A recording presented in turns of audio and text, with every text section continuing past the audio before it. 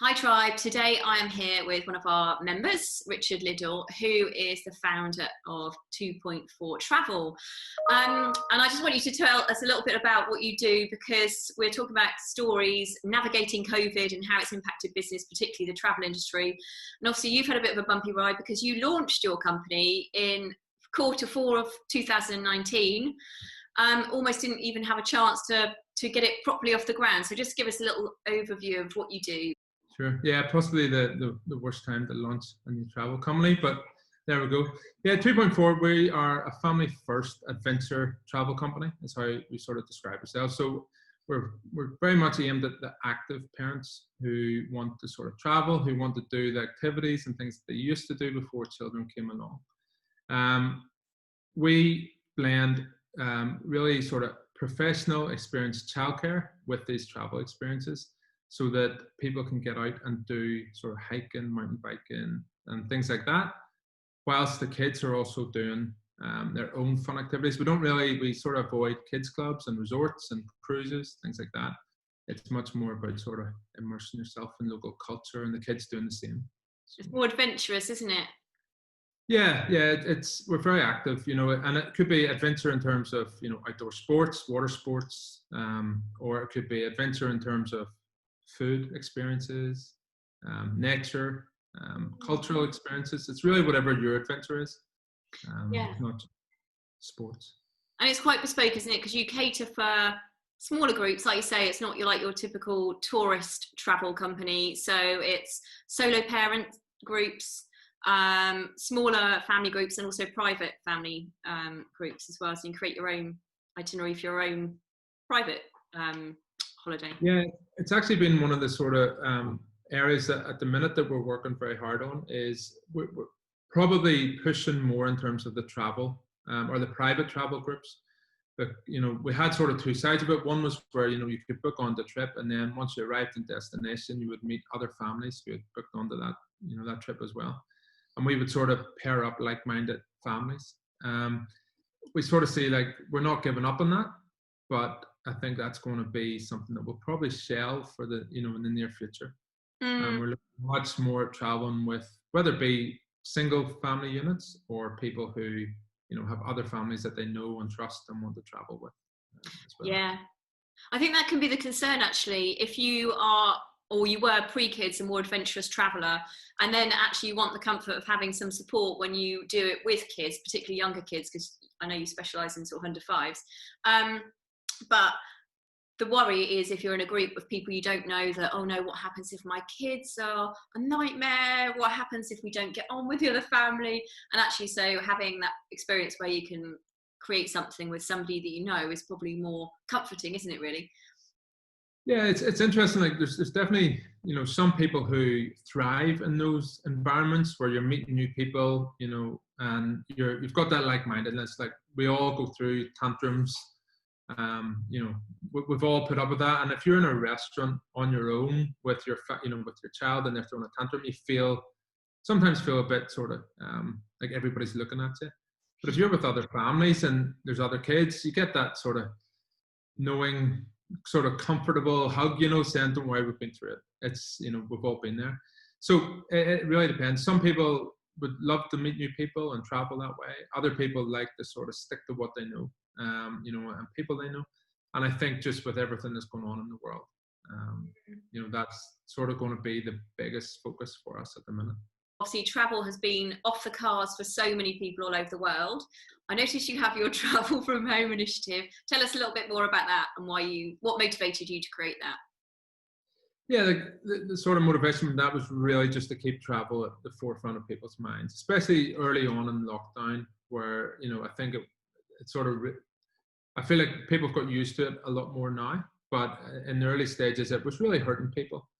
And we wanted to just say, look, it's okay. We know you can't travel, but it's fun to plan it. Because for me, planning travel is a big part of the enjoyment of it, and the anticipation and looking forward to it is part of it. And we know that we're going to travel again. We know that it's going to happen, and it's already started now to a degree as well. So the Travel from Home campaign was really about people sort of saying, right, I would love to go to, like, one of the ones we had was South Africa. and there was a few families, and we connected through a Zoom chat, and we brought in one of our partners and suppliers from South Africa, and there was questions bounced off each other, and it also turned into a bit, more general chat about travel with kids and stuff. So I traveled for a year with my son when he was 2.5. So I've been through it all. I've done the late flights, I've done the long haul flights. I've had, well, I think we had 4 flights in a row with, just airports in between and things like this. So, there's quite a bit that you can share with that. And I think because that's sometimes what parents worry about. Yeah. So much is the logistical side of travel with kids. And really that shouldn't be what we worry about either. Mm-hmm. That should just be the noise in the background. What you should be focusing on is the amazing experiences and the memories and all that side of it. So that's really, the Travel from Home campaign was really those conversations and just people sharing their concerns, their fears, their aspirations, and what they're looking forward to, and us giving them some things to go and read and look at, and books to read and articles and things like that as well. Actually, the thing that I've learned is that often if you worry too much about the logistics, then the children pick up on that, because it's almost like you're giving off that worrying vibe. But if you're confident and you don't worry too much about whether your child will sleep on the plane or those sort of things that worry a lot of parents, usually they're more relaxed, and then they do sleep, and so not worrying is key, I think. There's loads of things that we talk about, in this regard. I always compare it to, like, if you're getting married, you spend months worrying about invitations, where people are going to sit, chair covers, nap, all this stuff. Or when you're having a kid, you spend so long worrying about what monitor will it get, what pram should it get. If you look back on it now and you look at the wedding or the birth of your child, do you ever think about all that stuff? You don't. You think about what a special moment it was, what a special time it was in your life, the memories. And travel should be the same. If you get bogged down into all that, like you're just saying, you end up worrying and fretting about it all, when really just find a way. And it's easy. Like, I realize it's easy to say, because it can be challenging. Yeah. But there's things to do. Like we do a lot with our clients and customers that we talk to about, who worry about travel on a plane. So when I started traveling with my son, now his first flight, he was 3 weeks old, and he's always flown, but we used to set up like our dining room chairs like a plane, and we would do like a fun game. He was on the plane, and and we had a wee torch up here, which when that torch got switched off, it meant he had to put his seatbelt on, and things like this. And he got on the plane then as a toddler, and he was telling other people, "Oh, look, the light's on. You need to put your seatbelt on." So and cute. It just became part of his life. Whether if you don't prepare your kids and you turn up and you lock them into this tin box, and it's a very strange environment, the adults don't really cope well with either. So I enjoy like looking at how do you prepare your children for travel quite a bit too, rather than just waiting until the morning of departure. I love that idea. It's so cute. Yeah. We have a thing going with Annabelle Carmel. I saw that. Yeah, so Annabelle provides like recipes to some of the destinations we're going on, and we send those out to our customers in advance of the trip, so that you can get your kids ready for the type of food they might be eating. You can teach them how they're going to eat it, because whether it be with chopsticks or the hands and stuff like that as well. So just so it's not such a big culture shock when you arrive. A real personal touch. I like that. Yeah, we try. And so, what does the future hold? How are you planning trips for the future? What can you say to or tell families about, how they need to book or how to be flexible? What are you putting in place?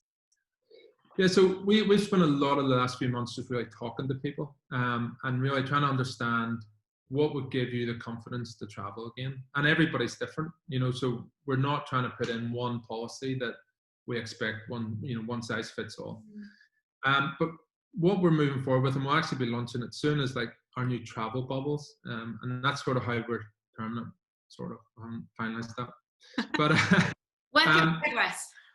Yeah, work in progress. And it's very much, as I said, like you traveling with people that you trust. Now that might be your your small family, like your smaller family unit. It might be extended family, Mm. or it might be with friends that you know and trust and you want to go traveling with. And we're effectively going to allow you to do that without having to come into much contact with other people if you don't want to. So that'll be through the use of villas. We don't really do the big resorts and things anyway. We do much more. Yeah, you've got lovely accommodation on your website if you go into the trips. Yeah.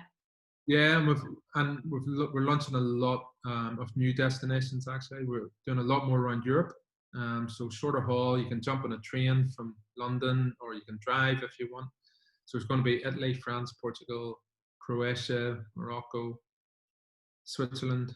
Yeah. So, and it's really a lot of like creating that travel bubble. So, our experiences are all very private. So you won't see a tour bus, the sort of things we go much more private. So you're going to local people's houses, learning about cooking pasta or making cheese or local dance, that sort of stuff.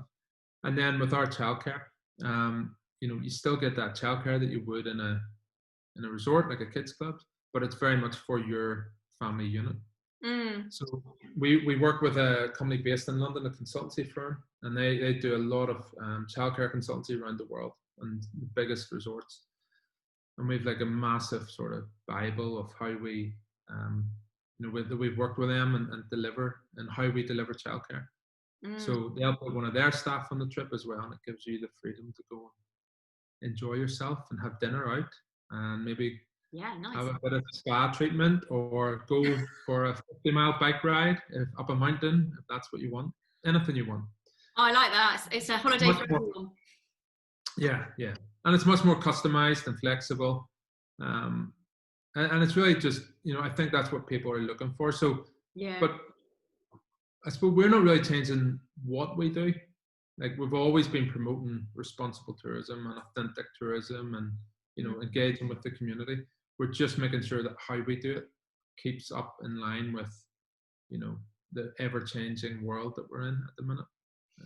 Yeah, well, that's good. And I think because you're smaller, you've got that personal touch anyway, so people can reach out to you, can't they? And like you say, you've been talking to customers and people as this is as we've been navigating COVID anyway, so that's not going to stop.